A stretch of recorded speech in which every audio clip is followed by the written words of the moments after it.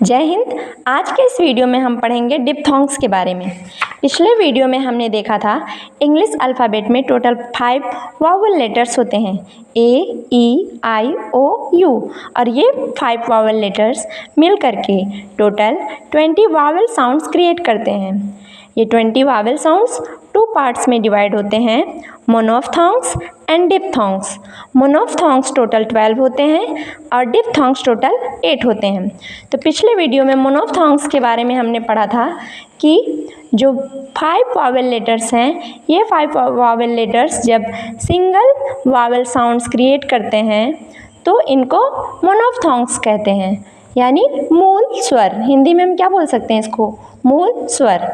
तो जब vowel letters आपस में मिल करके या सिंगल भी हो करके सिंगल वावल साउंड्स क्रिएट करते हैं तो ऐसे साउंड्स मोनोफ्थोंग्स कहलाते हैं। और डिप्थोंग्स क्या होते हैं? डिप्थोंग्स 2 मोनोफ्थोंग्स से मिलकर बने होते हैं। जैसे इसको और इसको जोड़ करके बन सकते हैं, अ और ई साउंड क्रिएट करें, ठीक है, और इसको जोड़ करके बना दें तो अ और उ साउंड क्रिएट करेंगे। तो डिप्थोंग्स को हम क्या कह सकते हैं? जब वावल लेटर्स आपस में मिल करके 2 वावल साउंड्स क्रिएट करते हैं। हाँ, डिप्थोंग्स मतलब जब वावल लेटर्स आपस में मिल करके 2 वावल साउंड्स क्रिएट करते हैं तो ऐसे साउंड्स को डिप्थोंग्स कहते हैं। ऐसे साउंड्स को क्या कहते हैं? डिप्थोंग्स। और डिप्थोंग साउंड्स 2 मोनोफ्थोंग्स साउंड से मिलकर के बने होते हैं। डिप्थोंग्स किससे मिलकर के बने होते हैं? 2 मोनोफ्थोंग्स से। ओके। और डिप्थोंग्स को हम लोग ग्लाइडिंग वावल के नाम से भी जानते हैं। ग्लाइडिंग वावल को क्या कह सकते हैं? ग्लाइडिंग वावल्स मतलब ऐसे वावल जिसको हम स्मूथली बोल लें, जिसको बोलने में कोई रुकावट ना हो, एकदम आराम से जिसको बोल सकें। तो ऐसे वावल को क्या बोलते हैं? Gliding vowel. जबकि 2 वावल आपस में मिल रहे हैं फिर भी बोलने में कोई परेशानी नहीं होती, कोई दिक्कत नहीं होती, तो ऐसे वावल को ग्लाइडिंग वावल भी बोलते हैं, ठीक है। और ग्लाइडिंग वावल को क्या बोलते हैं हम लोग? डिप्थोंग्स। तो चलिए जानते हैं ये टोटल 8 डिप्थोंग्स के बारे में। पहला है ये ऐसे मैंने पढ़ाया था मोनोफ्थोंग्स में, ए और ये आई मिल करके क्या साउंड क्रिएट करते हैं? आ और ई। तो जहाँ भी हम लोग बताया था कि ये जो साउंड अल्फ़ाबेट हैं ये हमको इंग्लिश डिक्शनरी में देखने को मिलेंगे और इनके ही थ्रू हम किसी वर्ड का प्रोनाउंसिएशन एकदम सही कर पाएंगे। तो जहाँ भी जैसे लिखा है BYE, इसके आगे क्या लिखा रहेगा? B, ऐसे ए और कैपिटल आई। तो जब हमको पता रहेगा कि इसका प्रोनाउंसिएशन क्या होगा, आ और ई, तो इसको देख करके हम इसको एकदम सही पढ़ लेंगे कि ये लिखा है बाय। क्या लिखा है? बाय। जैसे TIE, तो यहाँ पे IE मिल करके कौन सा साउंड क्रिएट कर रहे हैं? आ और ई।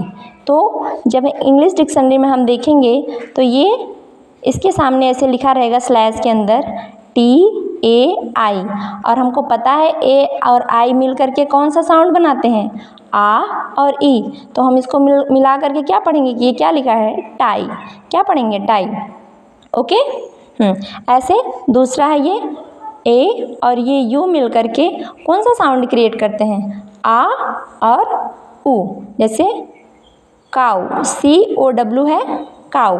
तो इसके सामने हम लोग डिक्शनरी में देखेंगे तो क्या लिखा रहेगा? स्लैश के अंदर लिखा रहेगा KAU।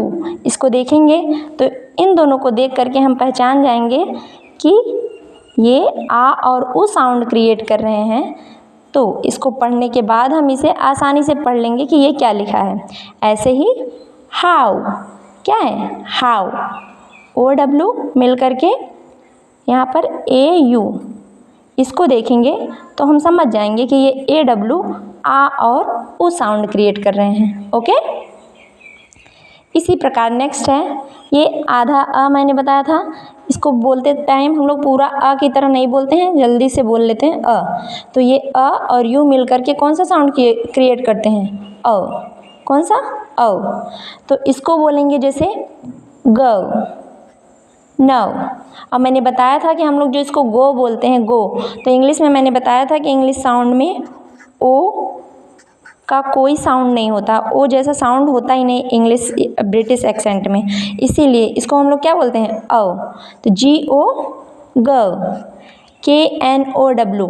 अब वैसे तो हम लोग पढ़ेंगे इसको KNOW कनाऊ पढ़ सकते हैं, लेकिन जब हम इंग्लिश डिक्शनरी में देखेंगे तो इसके सामने ऐसे स्लैश के अंदर लिखा रहेगा कि एन, ये ए स्मॉल ए वाला और ये यू। जैसे हम इसको देखेंगे, इसको देख करके हम समझ जाएंगे कि ये कौन सा साउंड क्रिएट करता है, ये करता है अ और ऊ का। तो देख करके हम लोग पढ़ लेंगे नाउ। क्या लिखा है ये, नाउ। हम लोग बोलते हैं ना I don't know, I don't know, okay. तो नो बोलते हैं ये नो।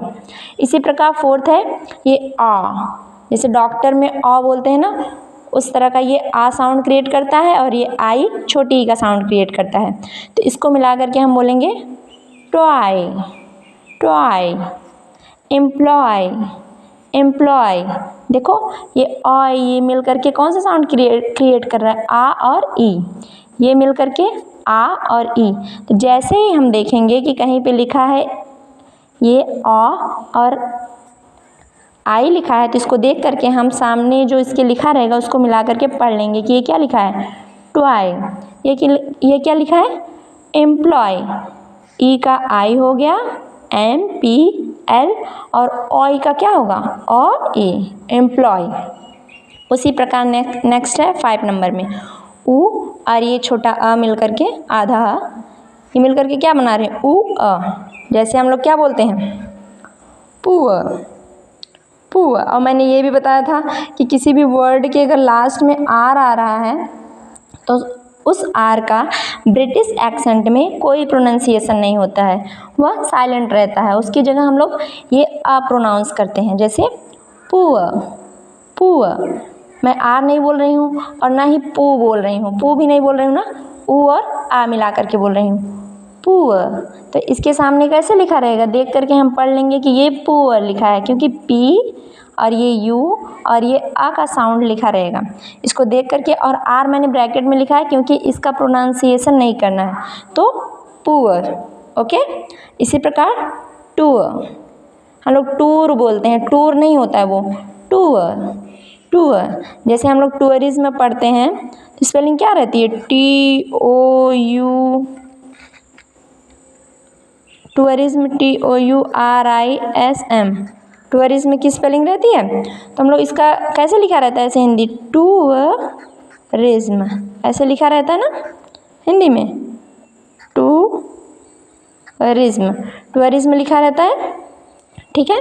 क्योंकि इसको बोलते हैं टूर, टूर, टूर नहीं बोलते हैं, टूर, ओके। चलिए नेक्स्ट देखते हैं, ये ए का साउंड क्रिएट करता है ई और ये अ का, तो क्या हो जाएगा, ए। तो बहुत जगह हम लोग बोलते हैं ना हेयर, हेयर। आर यहाँ पे भी नहीं बोलेंगे, लास्ट में है हेयर, फेयर। समझ में आ रहा है ना, ये ई और अ मिल करके कौन सा साउंड क्रिएट कर रहे हैं, ए अ, हेयर, हे अ, हेयर। ऐसे ही नेक्स्ट 7 नंबर ए, ये ए का साउंड क्रिएट करता है और ये ई का साउंड क्रिएट करता है, तो ये ई और आई मिल करके किसका साउंड क्रिएट करते हैं, ए का। हम लोग फेस बोलते हैं, फेस नहीं होता, वो होता है फेस, फेस, फेस होता है, ए के साथ ई बोलते हैं, फेस। देखो इसके सामने जब देखोगे डिक्शनरी में तो कैसे लिखा रहेगा, FEIS। एफ का तो फ होगा, ई का क्या होता है, ए होता है, और इसका साउंड क्या होता है, ई, ए ई, फेस, फेस। ऐसे ही से होता है, हम लोग बोलते हैं से, तो से नहीं होता, उसको क्या बोलते हैं, से, से। ही से टू मी, ही से टू मी, सेज होता है ना, ही सेज टू मी। जैसे हो गया था यू, आई से टू हिम, आई से टू हिम। हम लोग क्या बोलते हैं, आई से टू हिम, ओके।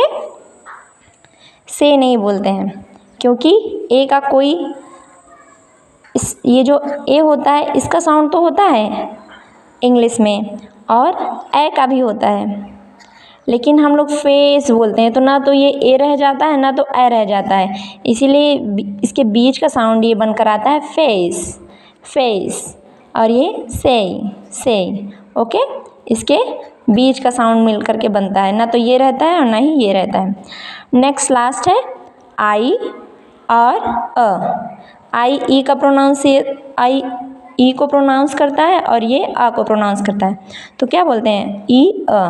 जैसे हम लोग बोलते हैं फियर, फियर, तो फ का क्या हो गया एफ, ई साउंड आ रहा है, ई का क्या हो जाएगा ये आई, और ये उल्टा 6 ऐसे लिखा रहता है तो ये आ को प्रोनाउंस करता है, तो फियर। आर हम बोलेंगे नहीं क्योंकि लास्ट में है, तो इसको क्या बोलेंगे फियर, फियर। तो ये जो 8 डिफ्थोंग्स हैं ये 8 साउंड्स क्रिएट करते हैं। ये जो भी वावेल्स हैं ये वावेल्स आपस में मिल करके डबल साउंड्स क्रिएट करते हैं, डबल वावेल साउंड्स क्रिएट करते हैं। और जब ये डबल वावेल साउंड्स क्रिएट करते हैं तो उसको हम क्या बोलते हैं डिफ्थोंग्स। और डिफ्थोंग्स की एक खासियत ये भी है कि ये ऐसा होता है कि जब इसमें ये 2 वावेल साउंड्स मिलकर बोलते हैं तो हम लोग ज़्यादातर जो फर्स्ट वावेल होता है ये इस पे ज़्यादा स्ट्रेस देते हैं। जैसे ये ए है तो इस पे ज़्यादा स्ट्रेस देते हैं, लास्ट वाले पे कम स्ट्रेस देते हैं। इसमें इसमें बोलते हैं ऊ हम बहुत थोड़ा बोलते हैं और आ ज़्यादा बोलते हैं। जैसे काऊ, काऊ बोल रहे हैं ना, आ ज़्यादा बोल रहे हैं, ऊ कम बोल रहे हैं। ओके, जैसे यहाँ पे गौ, गौ, ग के साथ अ ज़्यादा बोल रहे हैं, ऊ कम बोल रहे हैं। ओके, जैसे यहाँ पे देखो एम्प्लॉय, एम्प्लॉय, अ ज़्यादा बोल रहे हैं, ई बस थोड़ा सा बोल रहे हैं।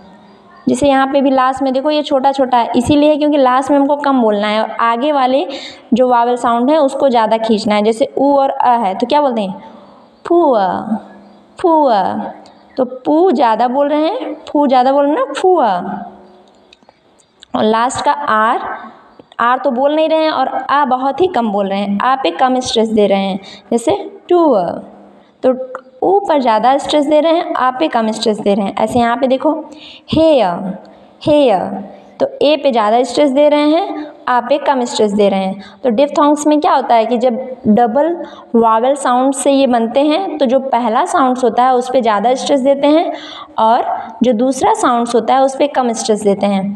तो आज के आई होप कि आपको ये डिफ्थोंग्स के बारे में अच्छी तरह से समझ में आ गया होगा। आज के वीडियो में बस इतना ही।